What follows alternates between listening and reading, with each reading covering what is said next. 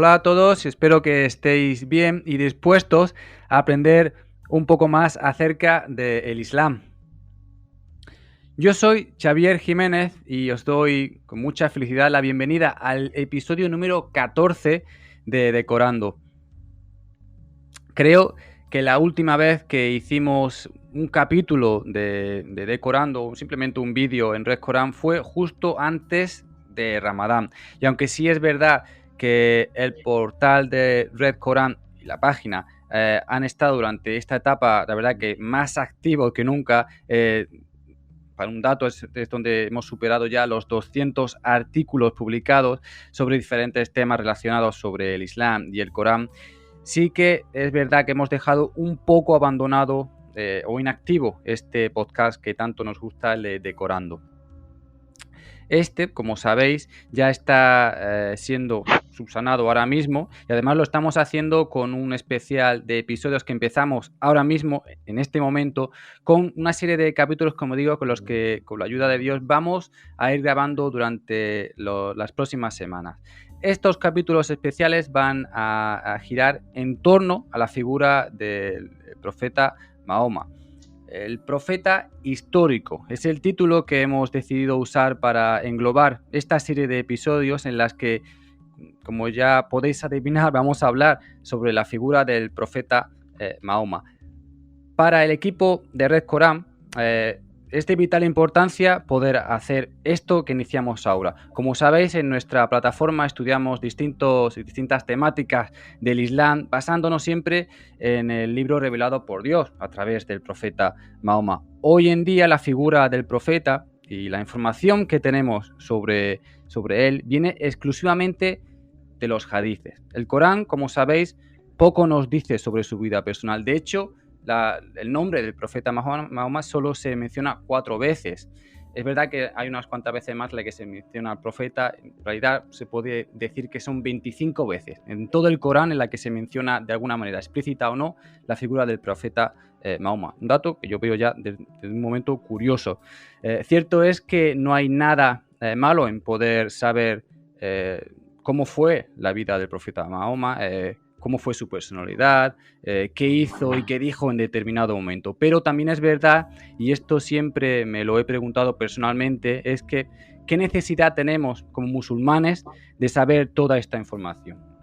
Si nos ayudará a ser mejores musulmanes, seguro que Dios lo habría incluido en el Corán. Pero esto, como sabemos, no es así y toda la información que tenemos sobre el profeta Mahoma fue empezada a ser producida unos 200 de años más o menos después de su muerte. Por ello, es muy fácil y normal preguntarse qué veracidad contienen todas estas historias. No tiene sentido ser musulmán sin usar nuestro intelecto y deducción para saber de dónde a dónde poder mirar o dónde obtener esa información que podemos obtener sobre nuestro profeta. Por ello, en Red Corán hemos decidido poner a prueba toda la información que hoy en día podemos rescatar del profeta Mahoma y ponerla a prueba para saber o al menos poder intentar quedarnos con lo que realmente importa o lo que realmente podemos verificar.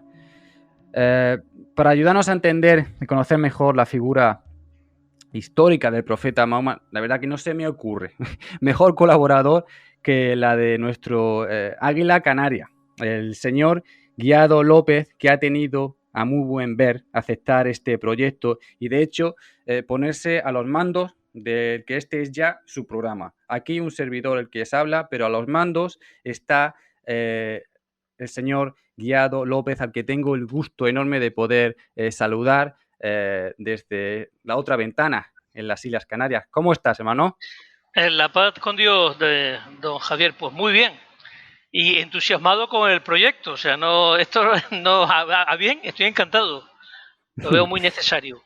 Así es. Realmente comparto 100% lo que acabas de exponer, porque tú has dicho a poner a prueba la información. Lo que tenemos es información. Si es veraz o no, es que es historia. Y toda la historia no puede ser un dogma, nunca, en ningún momento. De ninguna, ni sobre el profeta, ni sobre la época romana, ni la época, ni lo que está pasando en el presente. Como vemos, que hay mucha información y claro, cuarta información es espuria o es sesgada o son medias verdades o son directamente falsas, pues igual pasa con la figura histórica del profeta. Aún así es interesante porque es lo que se ha contado sobre él en el mundo de mayoría islámica. Es importante, yo creo, saber poder rescatar o saber poder separar lo que podemos decir, mira, esto sí es cierto o no, porque como he dicho en la introducción, lo que se conoce ahora sobre todo lo que conocemos las historias de estos llamados, vienen de los hadices, lo que es la historia del profeta Mohammed, porque en el Corán, como ya veremos, aunque esto lo vamos a ir diciendo poco a poco, porque quizás es mejor que nos tiremos ya al hoyo, como cualquier dice, y Sí, empecemos porque hay un que poco a empezar expresar ya poco todo, ¿verdad? Claro, hay que empezar por las fuentes, lógicamente. Ujú, Se dice, bueno, ¿y qué información? Es como un periodista dice, bueno, ¿qué información tiene? Bueno, pues hay un testigo ocular o varios testigos oculares o fuentes y luego tú puedes confiar en el periodista que sea veraz. Hay ujú, una cosa y honesto. Bueno, no es lo mismo, como decía Carmen del Río, no es lo mismo la ujú, veracidad que la honestidad. Tú puedes ser honesto, pero colar, porque a ti te la han colado embustes, o bien porque ujú, tienes visión secada. Y lógicamente todos tenemos pasiones y tenemos prejuicios. Otra cosa es que seamos conscientes de ello e intentemos ser rigurosos y honestos. Pero la honestidad no es ujú, sinónimo de veracidad. Entonces, ujú, la gente, pues, claro, por eso muchas personas, muchos musulmanes, insisten, por ejemplo, en los hadices, porque dicen que en el Corán no hay información. Claro, en el Corán apenas es que no hay información sobre el mensajero y el profeta. ujú, Pero tenemos otras informaciones y más o menos podemos atisbar o acercarnos siempre con mucha precaución y ujú, sin dar esto por seguro. Pero ujú, directamente vamos a hablar de las fuentes, que como tú dices, pues, que sobre la figura del profeta hay como 3 literaturas.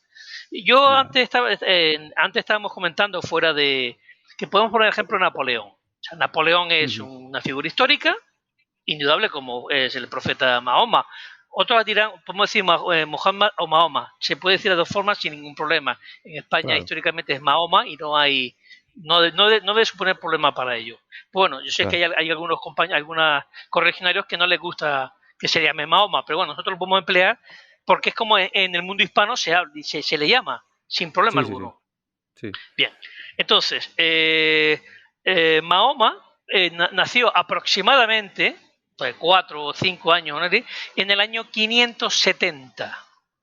ujú, Entonces nosotros hemos elaborado una cronología que es para que nosotros nos podamos tener hitos en el tiempo que nos facilita ver la perspectiva de época. ujú, Entonces, entendemos que todos aquellos nacidos entre el año 555, además que utilizando la era cristiana nos viene genial porque más capicúa imposible. De los nacidos entre el ujú, año 555 y 585, esa es la generación del profeta, teniendo al profeta que nació aproximadamente, si no en el 569, en el 573, pero bueno, año 570 aproximadamente, como digamos ujú, el epicentro y a partir de la vida del profeta, pues las siguientes generaciones. Entonces, por ujú, ejemplo, los nacidos entre el 580 y el 610, que se cuenta que fue en el 610 cuando parece que empezó la revelación, son ujú, la segunda generación del profeta. Por ujú, ejemplo, Ali ben Abu Talib, aunque era primo del profeta, era de esta generación. No era primo, pero había una bastante diferencia de edad entre uno y otro. Los ujú, nacidos entre el 605 y 635 pues son la tercera generación del profeta. Y así vamos avanzando y así las fuentes, porque si no, la clasificación clásica de los tabi'ín y los seguidores, esa la verdad yo no la veo con mucho fundamento. No me ujú, vengan que un señor que murió 200 años más tarde del profeta es seguidor del seguidor, porque con 5 años vio a alguien que con 5 años vio a su vez a alguien que con 5 años. Eso no es de sí, sí, recibo. Entonces ujú, yo creo que esta clasificación que son 30 años, se van sobrepasando de 5 años, que tomando como generación de profetas los nacidos entre 555 y 585, y así sucesivamente, y así hasta esta época. Entonces podemos hablar, pues ahora vamos a hablar del de la primera figura, pues por ejemplo de este hombre, de Ben Shihab Az-Zuhri, que es de la quinta generación del profeta. Entonces ya podemos situarnos que es la primera producción que más o menos podemos atipar porque no tenemos nada de este señor. Pero antes de entrar, vamos a hablar de las diferencias. Antes poníamos el ejemplo de Napoleón. Una cosa que se va mezclando, por supuesto, no son separaciones tajantes, se están entremezclando. Una cosa son los datos sobre la persona de Napoleón, por ejemplo, sobre su anécdota sobre lo que pensaba esto, lo que decía y tal, que sería como podemos llamarlo como aquí en el Islam, se llaman los hadices. Otra cosa son las campañas militares de Napoleón y sus mariscales y generales y coroneles, que es digamos lo que en la literatura se habla de los magazi, la historia sobre campañas. Y otra cosa es la biografía, de la persona, ¿no? Que se llama la sirat. Entonces, hay como tres literaturas que muchas se entremezclan, lógicamente, porque podemos decir, bueno, ¿y cómo es que en el Bójaro, al-Bukhari, hay datos más de que tuvo un sueño? Y bueno, pues esto es más bien de biografía y menos de hadices. Ojo, esto, volvemos a repetir, no significa que estos sean datos ciertos, porque una cosa es lo que esto pasa tanto en los historiadores como en los recortores de hadices. Lo que tú dices, que las reglas que tú dices que sigues, y otra cosa es si tú sigues esas reglas o no. Entonces tú puedes anunciar, como la Constitución, muchas cosas muy bonitas y luego no cumplir ninguna. Que es el problema que encontramos básicamente con el de los hadices para saber cuál es veraz o cuál no. Claro, por eso ya cuando en el próximo capítulo, en el segundo capítulo de Mahoma Histórico, claro, ya empezaremos a hablar de la literatura de los hadices, porque ahora nos vamos a centrar en las fuentes sobre la literatura biográfica y la literatura de eventos o de campañas. Y aquí, como eso dice, es lo que llaman. El primer hito que encontramos un poco fiable es el de la quinta generación. Ojo, esa es la quinta generación, el que dices es el Zuhuri. Pero no tenemos nada de este hombre, de Ben Shihab Az-Zuhri, que es un personaje bien registrado, porque él estuvo, claro, es un historiador de la corte del califa Hisham, Ben Abd al-Malik. Este califa, para situarnos, fue el último gran califa importante de la dinastía Omeya y gobernó entre el 724 y el 744. Ya España había sido recién conquistada por los omeyas y en su corte, en Resafa es una ciudad que está al norte de Siria, en el Éufrates, que no tenía la corte de Hisham, no la tenía en Damasco, la tenía allí, pues ahí trabajaba Ben Shihab Az-Zuhri, que era alguien de Medina. Entonces vamos a hablar de este señor, digamos, de la fuente histórica más antigua, pero advirtiendo que no tenemos nada ni de este señor, ni del famoso, y ya de los dos más famosos, sin duda, con diferencia, es Ben Ishaq Ben Yasar. Ben Ishaq es el que elaboró la biografía del mensajero de Dios, que es de la sexta generación del profeta, su famoso Sirat al-Rasul al-Alá, que no tenemos nada de él, excepto la edición que hizo Ben Hisham. Pero Ben Hisham hizo años más tarde una edición y explicando que hay cosas que que no tenía fundamento y lo quitó, y luego Ben Hisham también añadió. Entonces, de Ben Ishaq no tenemos nada, excepto la edición que años más tarde hizo Ben Hisham. Ojo, porque claro, aquí en muchos... ¿Qué decía Ben Ishaq? Bueno, no sabemos lo que decía Ben Ishaq.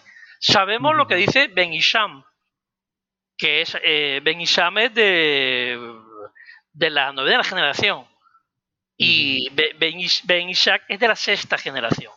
Y no, Ben Ishaq ni siquiera conoció a Ben Ishaq. Sí conoció a un discípulo de Ben Ishaq, que es Ziyad al-Bakei.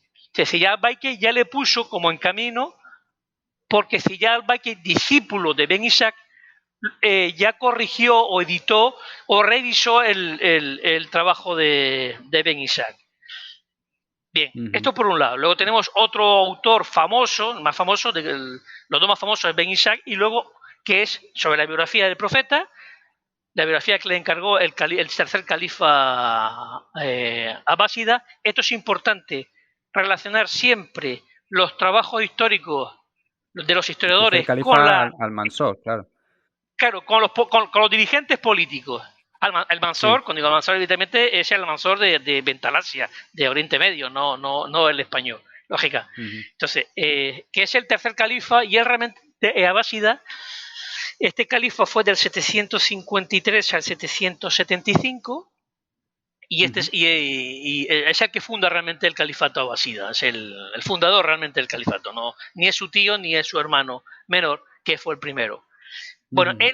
él le encarga a Ben Ishar el trabajo de la biografía. Y luego el otro autor que tampoco conocemos nada de él, que es de la octava generación, que es Ben Omar al-Waqidi, que es el libro de Ujú. historia y de las campañas. Bien, de Ujú. estos tres historiadores no tenemos nada, o sea, uno, Ben Ishaq, que es el biógrafo por antonomasia, no tenemos nada Ujú. directo de él, no nos queda Ujú. nada. De Ben Ujú. Omar al-Waqido, que es digamos, el historiador de las campañas, lo que llama la literatura Magazi, que llaman en árabe. Tampoco tenemos nada de él.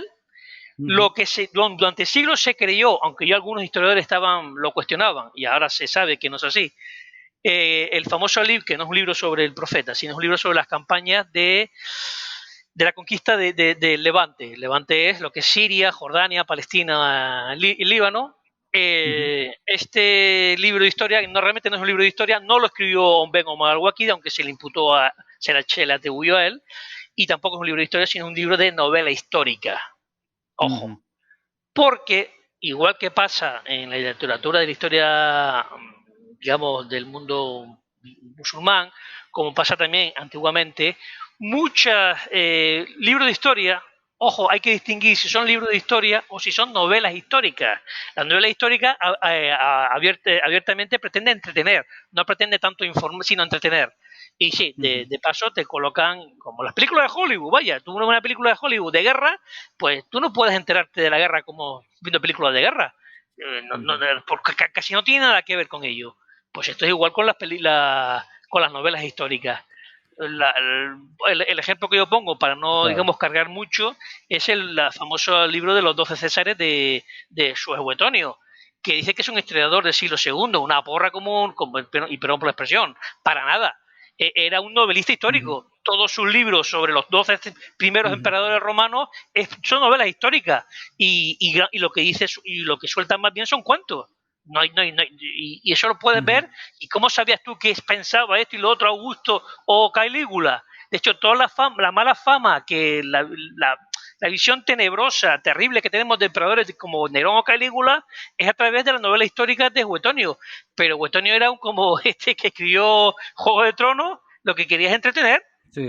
sexo y violencia, Ujú. y así entretenía al público. Y aparte, servía a la tercera dinastía imperial, que le interesaba denigrar a la primera y segunda dinastía imperial. Claro, la tercera dinastía imperial a la cual servía el Suetonio, que era un alto funcionario de esta dinastía, pues claro, quería desacreditar a las dos anteriores para justificar el dominio de... Eso hay que entenderlo, y por eso se explica, aparte de que quería entretener, se explica todas las barbaridades que contaba sobre Calígula, sobre Tiberio, sobre Nerón.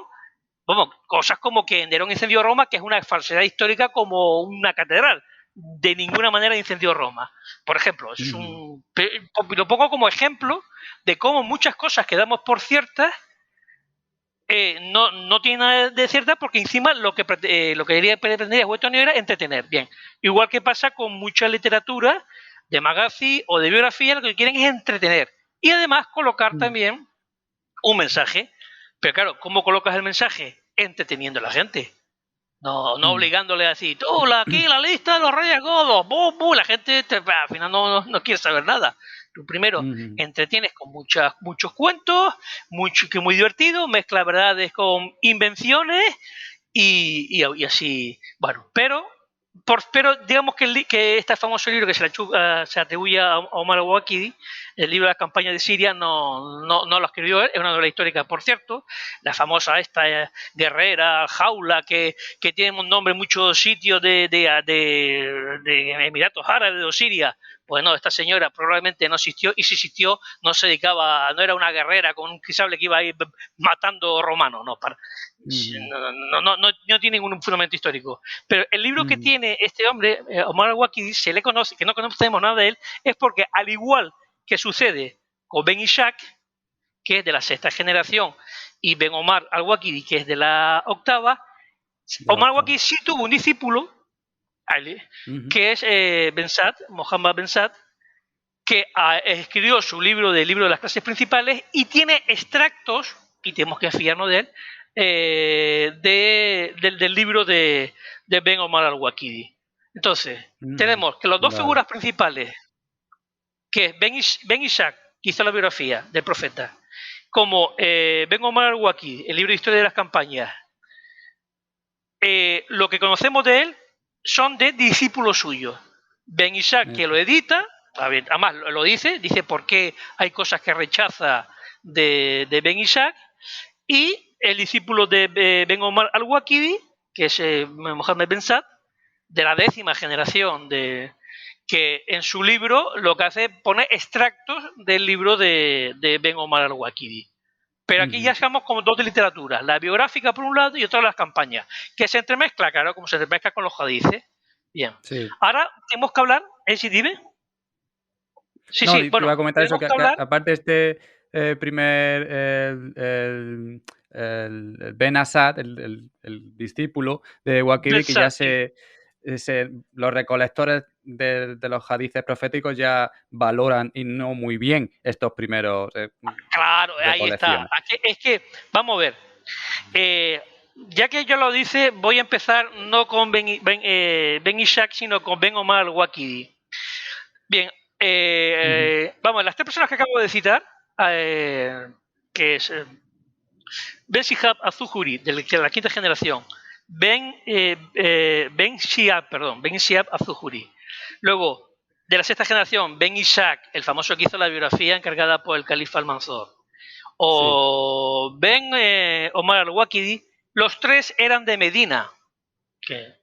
Bien, el hecho de ser Medina te daba un prestigio, porque claro, es la ciudad donde estuvo el profeta y todo esto. Claro. Se supone, se presume que porque estás en Medina, como que estás, claro, conoces testigos o que testigos que escucharon a otros testigos, se presupone. Bien. Claro, un pedigrí. Al igual que dime. Un pedigrí. Sí. Un pedigrí, efectivamente, un pedigrí. Al igual que se supone otro historiador menos conocido, pero este era de Meca, que es Ben Abdallah al-Azakri, que es de la 9ª generación, contemporáneo de la misma generación que Abdul Malik Ben Hisham, que él no habla del tanto del profeta, sino habla de acontecimientos de Meca. Como su familia era de Meca y él era de Meca, el pedigrí decía, bueno, pues sabe mucho de Meca. Claro. Bueno, de Ben Abdallah al-Azakri es menos conocido, pero también se saca mucha información de él, que hay que ver si es o no es cierto. Pero claro, es que ya 100 años más tarde hablar sobre lo que ocurría en Meca en la época del profeta, pues bueno, 200 años más tarde, oye, vete tú a alguien en Barcelona o en Canarias 200 años más tarde a saber si realmente vamos a hablar de historia de la, qué sé yo, de la guerra de independencia en Cataluña. Ahora, 200 años más tarde, ¿realmente hay testigos que no van a relatar lo que pasaba? No, vamos al libro de historia, gente. Pues esto es igual. Claro. Tú acabas de citar que los recortadores de hadices, por ejemplo, de Omar al-Waqidi, Ben Omar al-Waqidi, lo ponían, mira lo que decían, para que los oyentes fíjate lo que decía Ahmed Ben Hanbal, de Ben Omar al-Waqidi. Un mentiroso que cambia las tradiciones. Vaya. Bien lo que decía, escuchen lo que decía Ben Ismael el-Bójaro, que fabricaba hadices. Abu Dawud el Sagestano dice, no albergo duda que solía inventar hadices. Primero, Abu Dawud era más humilde. Ben Suhay el-Nesayo, o An-Nasai, uno de los mentirosos conocidos de fabricar hadices. A ver, si todo esto lo pensaban o lo decían, ¿por qué no podemos nosotros ponerlo en duda? O sea, ellos sí pueden ponerlo en cuestión y nosotros no. Oye, pues lo ponemos en cuestión y podemos nosotros también. Pero claro, ellos decían, no, pero es como, vengo algo aquí como autoridad en hadices. Pero bueno, si se le achaca que fabricaba hadices, también se le puede achacar que fabrica relatos históricos sobre las campañas. Por lo tanto, es dudoso. Claro. Entonces no sabemos hasta qué punto lo podemos, ya cuando abordemos los acontecimientos que nos cuenta del profeta ya diremos, bueno, esto es lo que se cuenta, no lo sabemos. Ojo, no lo sabemos. De hecho, gente que el más en este más humilde es el imán Malik Ben Anas, que muchas veces dice, bueno, esto es lo que se dice, esto es lo que se cuenta y yo opino esto, pero no lo pone como algo que sea cierto y hay que creer. Es que eso no tiene sentido. O sea, si en aquella época se ponía en duda y en cuestión lo que contaban otros historiadores o recolectores, ¿por qué nosotros no? A cuento de que tenemos que verlo como esto es incuestionable, ¿no? De ninguna manera. Bien, pero vamos a él ya hemos apuntado el primero, que es Ben Shihab al-Zuhri, que trabajó como historiador en la corte del califa Hisham.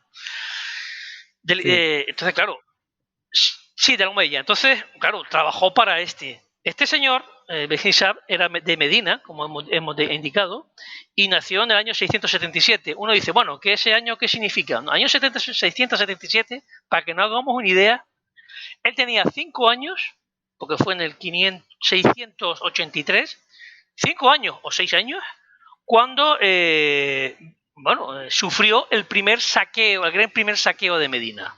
Un saqueo lleva aparejado violaciones, incendios, saqueos y toma de esclavos.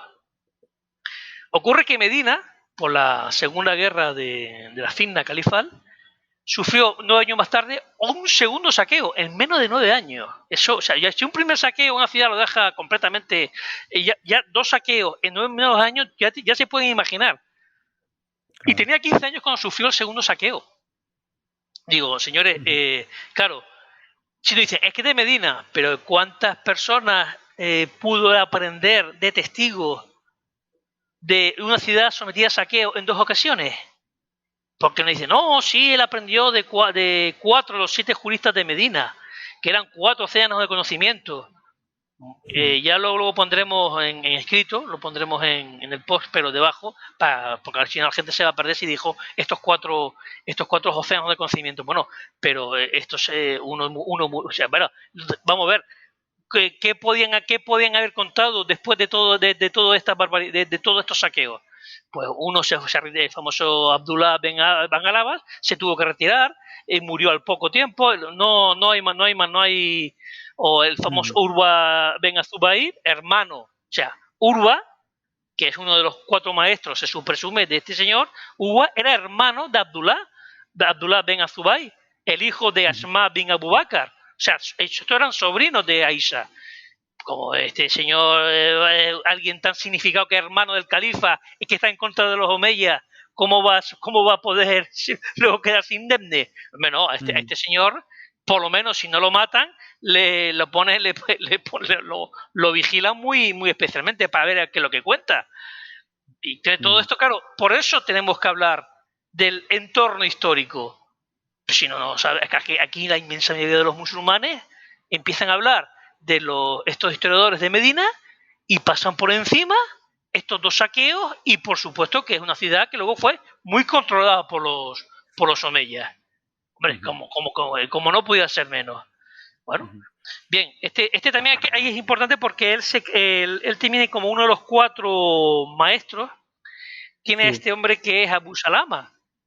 Y claro, y bueno, y tiene al yerno, a Musayib. Y al-Musayib, ¿quién es al-Musayib? Ven al-Musayib. Hombre, pues es el yerno de Abu Huraira. Y Abu Huraira sí es que es conocido. Bueno, bien, estos son sus fuentes de este señor. Si al-Zuhri son 4, vamos a decir que tiene 4 maestros que son sus fuentes. Sí. en un momento muy difícil, muy complicado, bastante terrible para la ciudad de Medina, y luego se pone al servicio de los califas omeyas. Uno dice, bueno, sí, pero se pone al califa del califa omeya bueno.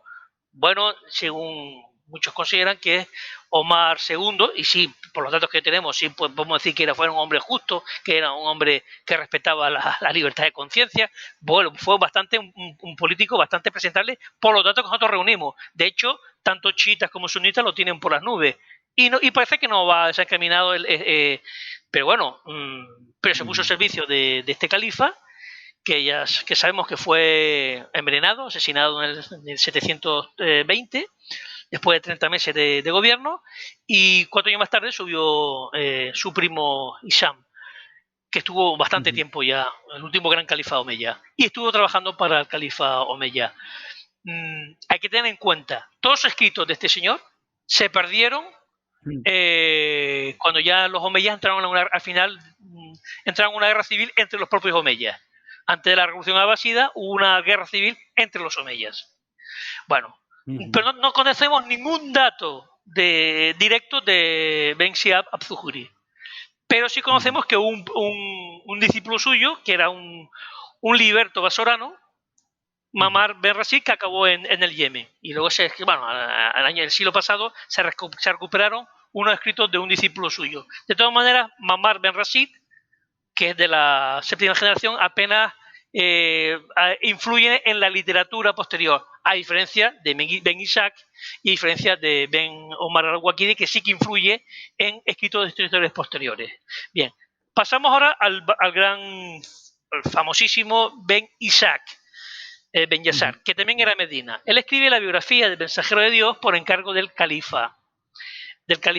tercer califa abasida. Al-Mansur. Este hombre también era un... Ben Shiab Abzuhuri no era liberto, pero Ben Ishaq sí era liberto. ¿Por qué destaco que era liberto? No, era descendiente de liberto. ¿Por qué destaco el hecho de que tú seas nieto o hijo de liberto? Porque esto es muy importante en aquella época. Las instituciones sociales hacen que tú, igual pasaba en Roma y en varias culturas, alguien te concede la libertad, el amo te concede la libertad, y tú te conviertes en cliente de ese clan. Es una forma de protección, pero también una forma de, digamos, de sometimiento. Su abuelo y luego su padre y su tío eran estaban patrocinados por una tribu. Bien, y él pues seguía patrocinado por esa tribu. De este hombre, que era bastante, bueno, y tenía bastante edad cuando le encargó, 50 años más o menos, o cuando le encargó el califa el trabajo que escribía la biografía del profeta, del mensajero de Dios, Sirat Rasul al-Alá, que es el título del libro que él escribió, parece que puso mucha fantasía al punto que su propio discípulo, Ziyad al-Bakey, lo reconocía, y hay muchas cosas que no tienen ningún fundamento. Y ya, aunque Abdul-Bali Ben Ishaq, siguiendo un poco las indicaciones de Ziyad al-Bakey, pues ya hizo una biografía profética digamos, más comestible, más presentable. Y aún así, ya luego en otros capítulos ya diremos que, bueno, hay muchas cosas, dices, bueno, ustedes van a creer si es la famosa escena de que con 6 años los ángeles cogieron al profeta, al futuro profeta, y le sacaron algo oscuro del corazón, Sí. y bueno, estas historias que no tienen De ningún todas maneras, fundamento. esta primera biografía, como dicen, no se conserva nada, No se en realidad. se conserva la biografía editada por Abdul-Malik Ben Ishaq como 40 años más tarde. La biografía profeta. De esa sí que se conserva, Abdul-Malik Ben Ishaq. Y mismo Abdul-Malik Ben Ishaq relata que hay cosas que él edita y que él cambia y que quita de Ben Ishaq. Entonces, puede decir, De bueno, estas primeras pero es... biografías que ya se conservan, de estas primeras biografías que, como dices, ya sabemos que fueron producidas o encargadas ya un tiempo después de la muerte del profeta, y la que poco después los mismos discípulos suyos dicen que sí, que se han añadido cosas. ¿Por qué? ¿Habría alguna causa política o alguna cosa literaria para poder añadir cosas? ¿O por qué se Bueno, hacía es como las películas y las novelas.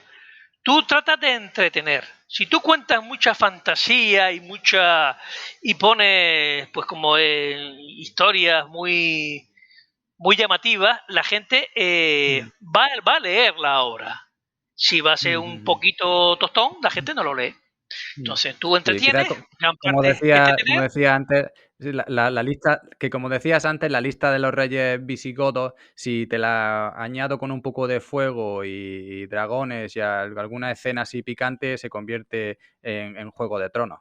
Claro, efectivamente, algo entretenido. Lo que hacía Suetonio, claro, el Suetonio cumplía, primero quería entretener y luego quería justificar la tercera dinastía romana, imperial romana.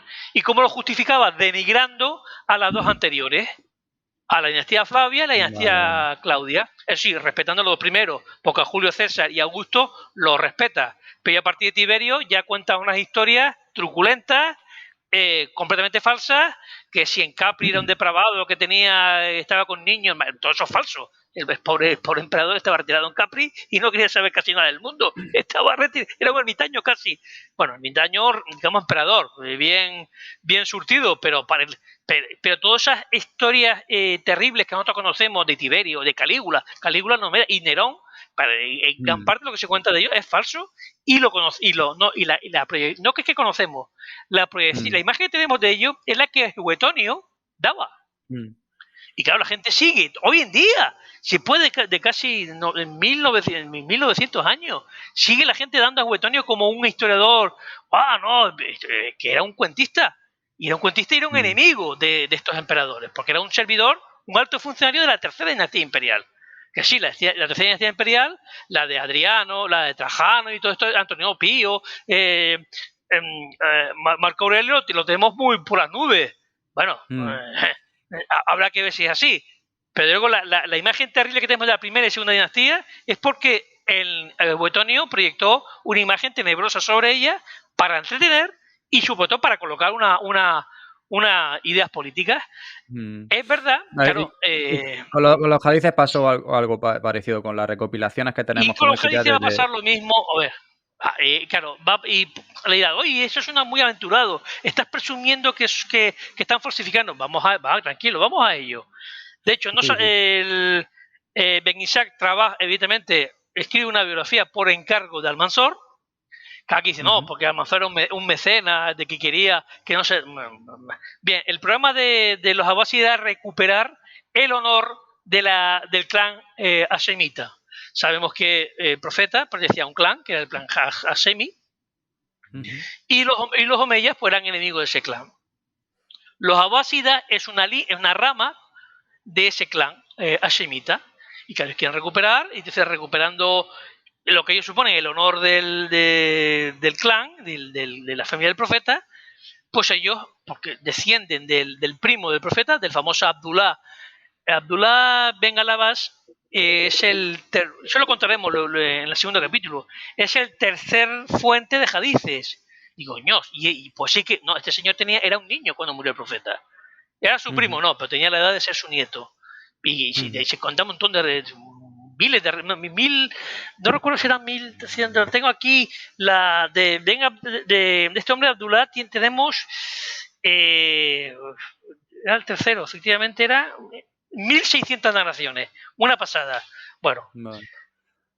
claro, pero claro, ¿cómo no vamos a tener tantos relatos del quién es el antepasado de la dinastía imperial abásida? Hombre, claro, hay que ponerlo, vamos, hay que contar muchas cosas de él, a Claro. través de él. Bueno, pero vamos, eso ya lo hablaremos en el segundo capítulo. Ya hemos hablado de Ben Isaac, no tenemos nada de él. Hablamos de otro autor, que es el libro de la campaña, ya él habla que es el que yo he comentado antes, Mamar Ben Rashid, que es discípulo de Ben Siab al-Zuhri, que era de Basora, era otro, este sí era Liberto, no es que era hijo de Liberto, era Liberto, Mm, de Basora. mm, Pero claro, como Liberto es cliente de un clan, no mm, voy a decir clan porque no lo van a entender bien. Este era un comerciante, a diferencia de Ben Isaac, que desde pequeñito estaba en el asunto de relatar historias con su padre y su tío. Este Liberto era comerciante, pero a un momento dado pues se engancha y se convierte en historiador en la corte del califa Hisham, ahí en lo que hemos dicho, en Resafa, y se convirtió en discípulo de Ben Siab az-Zuhri. Cuando en el 744 es cuando es el año en que empieza todo el cacao y se van a hundir en esos seis años terribles de los omeyas, que van a ser el final, porque los omeyas no lo saben, primero han tenido una guerra civil entre ellos, pues todos los escritos que están en Resafa, de Ben Siab y todos sus ayudantes, pues desaparecen, se retiran, desaparecen, y este hombre Mamar se va a lo más lejos que se va al Yemen, que es lo más lejos, del norte sigue al Yemen, y ahí se convierte en un historiador. Un historiador relata historias del profeta. No tenemos nada de él tampoco, va a pasar igual que con Isaac o con Ben o al-Waqidi, va a pasar lo mismo, pero sabemos algo de él a través de un discípulo suyo, que es Abderrazak Ben Hamán, que no es muy conocido, porque los escritos de este señor se van a poder recuperar en 1972, muy recientemente, hace 40 y pico años solo, apenas. Bueno, 50 años, se va a cumplir 50 años el próximo año. Pero claro, no tenemos sí había referencia de ellos, pero no de lo más importante. Por eso no nos vamos a detener en estos dos señores, ni en Abderrazak, ni en su maestro, que es liberto persa, Mamar Ben Rashid, pero sí vamos a hablar sobre ahora, ya hemos citado a Mamar al-Waqidi, y ahora vamos a hablar de Abdul-Malik Ben Ishaq, que es quien edita a Ben Ishaq, y Mohammed Ben Saad. Hay que decir que Abdul-Malik, hemos contado que era de la 9ª generación. ¿Qué es la 9ª generación? Son los nacidos entre el 755 y el 785. Más o menos la obra, vamos a decir que fue alrededor del 820, cuando él muere en el 833. Sí. Editó y glosó, es decir, corrigió la biografía escrita por Ben Ishaq, Ben Yasar, 3 generaciones antes. Y le transmitió este discípulo de Ben Ishaq, Ziyad al-Bakey. Bakey ya, como hemos señalado, revisaba la obra de su maestro, que hay muchas cosas que no veía que no era presentable. O sea, Ben Ishaq suprimió varias historias que Ziyad al-Bakey no vio sin ningún fundamento, y aún así nosotros entendemos que se quedó corto, tenía que haber cortado, haber podido mucho más. Claro. Y luego tenemos contemporáneo a o coetáneo a Ben Ishaq, que esto lo hace en Irak. Ben Abdallah al-Azraqi, que ya lo hemos citado antes, era este hombre que era de Meca, tenía familia de Meca. Entonces, como su familia había estado toda la vida en Meca, se le concede que su libro de informes sobre Meca, pues que tiene veracidad, porque como su familia es de Meca, pues todo lo que informa sobre la época del profeta, que era de Meca, pues llega que echarse. O sea, relata sucesos sobre Meca y detalles sobre la Kaaba antes, durante y después de la profecía. Pero, amigo, hay muchas. A ver, cuando la gente habla del Corán, muchísimos pasajes, yo es que solamente encuentro se aborda la historia del Corán, el famoso Zorat del 30 de los romanos. Ahí sí que habla de un acontecimiento histórico, anunciando qué es lo que va a pasar más tarde, que es lo contrario de lo que todo el mundo espera, que los romanos van a ganar la guerra mundial. O sea, en un momento dado que los romanos, la única duda que había sobre los romanos era cuántos meses le quedan o cuántos años, pero al final ganaron. Pero como sucesos históricos como la zorra del elefante, que sobre la supuesta invasión de los abisinios de Meca, que ojo, no digo que no hubiese ocurrido la invasión, pero asociar esa zorra del elefante a la invasión de los abisinios, eso da los retos históricos. El Corán no señala nada de eso. Yo no lo veo justificación. Entonces, y todo esto es con los relatos de Ben Ishaq, de Abdallah al-Azraqi, y luego, claro, también este hombre del discípulo de Ben Omar al-Waqidi, que es Mohammed Ben Saad, que es la 10ª generación. Bien. Estos son y él editó la crónica de Ben Omar, poniendo extractos igual. Estos son, digamos, las fuentes históricas más antiguas. Es verdad que muchos citan a este historiador, porque de hecho es Es un historiador de primera categoría, pero ya este historiador es importante por los sucesos de la época omeya y la época abásida hasta el 915, que bueno, a poco tiempo que muere. Entonces, que es Sí. At-Tabari, Benjarí el Tapurio o Benjarí At-Tabari. At-Tabari es el gentilicio de una región del norte de Irán. Pues, pero este es la decimosegunda generación. Él hace una historia monumental, que es la historia de los mensajeros de los reyes, muy estimado por todos los historiadores, pero claro, ya te puedes imaginar de los mensajeros, ¿qué puedes saber de los mensajeros anteriores?